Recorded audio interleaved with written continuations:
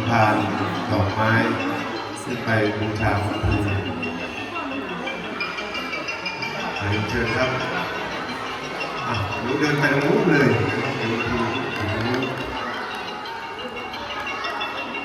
เดินถ่ายภาพหนูเดินมาเดินตามคุณมา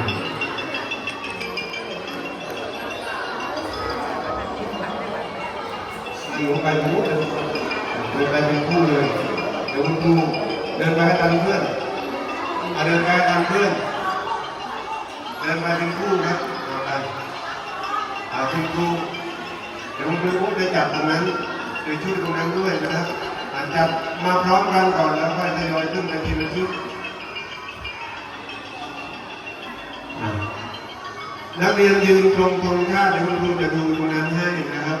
ยืนธงชาติเคารพธงชาติก่อน3 สถาบันชาติ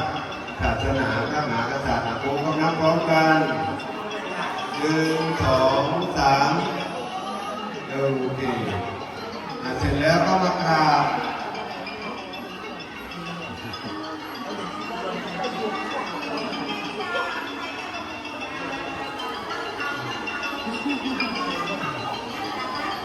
นั่งพับเพียบลูกนั่งพับเพียบ